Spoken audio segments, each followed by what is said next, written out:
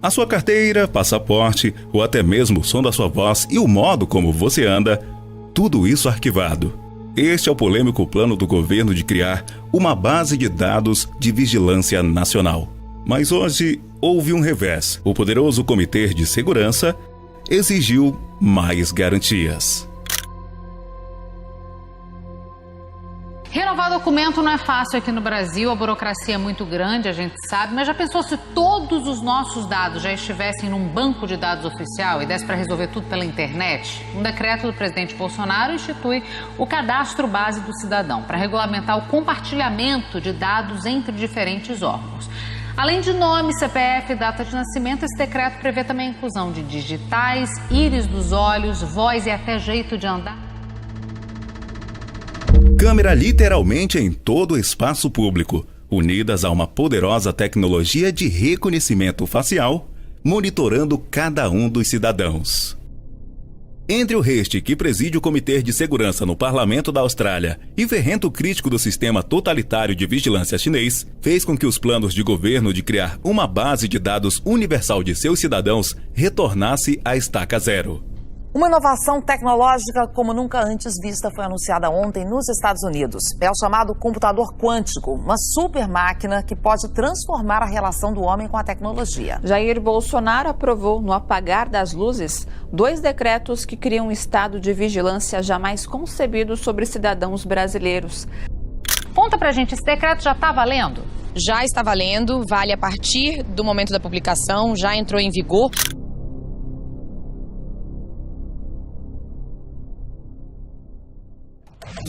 O supercomputador quântico, criado pelo Google, é capaz de executar em apenas 3 minutos uma equação matemática que os computadores atuais levariam 10 mil anos para fazer.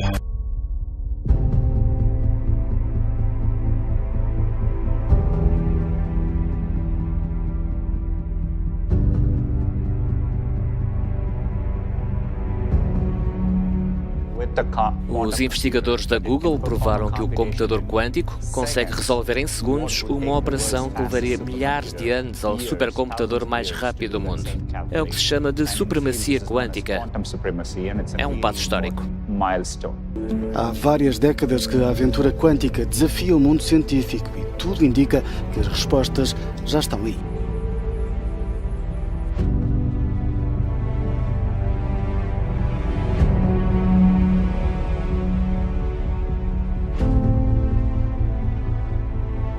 Cada smartphone.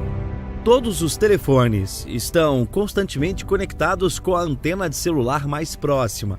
Todo telefone, mesmo quando desligado, você acha que não está fazendo nada. Você não consegue ver porque as emissões de radiofrequência são invisíveis. Mas eles estão gritando no ar. Aqui estou! Aqui estou! Aqui está o meu IMEI. Acho que é a Identidade Internacional de Equipamentos Móveis. E o IMSI, ou Identidade Internacional do Assistente Móvel. Eu posso estar errado na definição, mas as siglas são IMEI, IMSI. Você pode pesquisar essas coisas. Eles são os 2 identificadores globais únicos que existem apenas em um lugar no mundo. Em um lugar. É o que faz o seu telefone diferente. O IMEI está gravado no seu telefone, não importa qual cartão SIM você troque, sempre será o mesmo e sempre estará dizendo à rede que se trata deste aparelho. O IMSI está no seu cartão SIM, certo? É o que leva seu número de telefone. É basicamente uma chave com direito de usar esse número de telefone. Então, seu telefone está ali parado sem fazer nada. É o que você acha. Mas está constantemente gritando e dizendo, estou aqui. Quem está mais perto de mim é uma torre de celular. E cada torre de celular, com seus grandes ouvidos, está ouvindo esses pequenos gritos de socorro. E dizem, ok. Veja o telefone do Joey Rogan, do James e todos esses telefones que estão aqui agora. E trocam informações com as outras torres da rede e o seu smartphone compara notas com eles, para saber quem eu ouço mais alto. E quem você ouve mais alto é um indicativo de proximidade, distância, certo? Quem eu ouço mais alto do que todos os outros? Esse é o que está mais perto de mim. Então você estará ligado a essa torre de celular que tomará notas. Um registro permanente dizendo que este telefone, este aparelho celular, com este número de telefone, nesta hora, estava conectado a mim, certo? E baseado no teu aparelho e no teu número, eles têm a sua identidade, certo? Complicadíssimo, importante da gente debater, porque isso interessa a todo mundo, especialmente quando a gente está falando de digital, íris do olho e até jeito de andar. Exatamente. O que é importante a gente lembrar é que, às vezes, como a gente está falando de privacidade, proteção de dados, as pessoas podem achar um tema muito complicado, não me interessa, assim, interessa a todo mundo. Já que essa base de dados, ela é bem intencionada. Ela vai procurar gerar maior eficiência no acesso de dados para o governo. O problema é como é que se implementa isso. E aí o decreto faz duas coisas. De um lado, ele cria padrões para compartilhamento de dados dentro da administração pública, dentro do governo, e por outro lado, ele cria essa base de dados. E aí o problema é como é que essa base é criada, quem pode ter acesso a ela e o que pode ser feito com esses dados que estão inseridos nessa base de dados. Aonde você estiver carregando um celular, independente dele estar ligado a um registro da sua presença naquele local que tenha sido feito e criado por empresas. Não há necessidade disso ser guardado para sempre. De fato, não há um bom argumento para isso, mas essas empresas veem isso como informação valiosa. Esse é todo o problema com dados que estamos tendo. E toda essa informação que costumava ser efêmera. Aonde você estava com 8 anos de idade, sabe? Aonde você foi após ter tido uma separação, sabe? Com quem você passou a noite? Para quem você ligou depois? Toda essa informação costumava ser efêmera, significando que ela desaparecia como o orvalho da manhã, sumiria e ninguém se lembraria. Mas agora, essas coisas são armazenadas, essas coisas são salvas. Não importa se você não está fazendo nada de errado. Não importa que você seja a pessoa mais comum da Terra, porque é assim que o coletamento em massa, o que é um eufemismo do governo para vigilância em massa, funciona. Eles simplesmente coletam tudo adiantado e esperam que um dia seja útil. E isso está falando apenas de como funciona a rede de conexão. Isso não está falando sobre todos os apps no seu telefone que estão conectados à rede ainda mais frequente, certo? Como você obtém uma notificação de texto, de e-mail? Como é que o Facebook sabe onde você está? Todas essas coisas, esse analítico, eles estão tentando rastrear os serviços de localização no seu telefone através do GPS e até mesmo pontos de wireless que você está conectado, porque há um mapa global atualizado constantemente. Na verdade, há muitos deles, de pontos de acesso wireless no mundo, porque assim, como cada telefone tem uma identidade única, cada ponto de acesso wireless no mundo, você tem uma em cada casa, quer seja no seu laptop, etc. Cada aparelho que tem um modem de rádio tem nele um identificador global único. Somos hoje mestres do mundo quântico, do mundo microscópico. Essa capacidade fez com que progressivamente nós pudéssemos ir examinando dimensões cada vez mais minúsculas, deslindando as relações constitutivas de todo tipo e sorte de sistema, num nível cada vez mais preciso, cada vez mais microscópico. De fato, nós já vivemos hoje numa espécie de oceano digital tão enriquecido, com correntes vastíssimas de fluxos de dados à nossa volta, nós não temos a menor ideia que isso está acontecendo. Não temos a menor percepção. Não faz parte do nosso mundo próprio desarmado. Nosso mundo próprio sem os instrumentos para aferir, para sondar, para experimentar essas outras dimensões que são constitutivas da nossa realidade.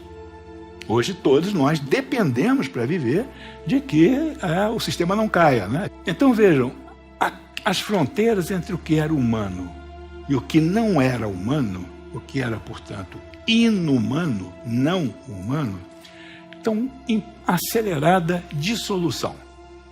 Nas duas vias, nós exportamos humanidade para uma série de artefatos e de coisas, eles, portanto, se humanizam, se aproximam, né, de nós, e, à mesma medida que isso acontece, nós passamos a conviver e a dialogar com seres que não eram do nosso círculo, do nosso âmbito. nossa comunidade. A sua ameaça básica são esses programas de coletar dados em massa. A sua ameaça básica é o fato de que o seu telefone está constantemente chiando para as torres de telefonia, porque deixamos nossos telefones num estado em que está sempre ligado, sempre conectados, certo? It's the app popping up on phones everywhere, from teens to some of the biggest celebrities. TikTok. But now, new concerns that information gathered on the app used to post fun videos could one day be used against Americans. TikTok's privacy policy explicitly states that it collects data including user content and communications, location, and sensitive personal information. The Chinese government is already known for monitoring its citizens through facial recognition and censoring. TikTok says it does not censor content based on sensitivities related to China, adding it stores U.S. user data in the United States and Singapore. Fears those sharing 15 seconds of video could be sharing a lot more.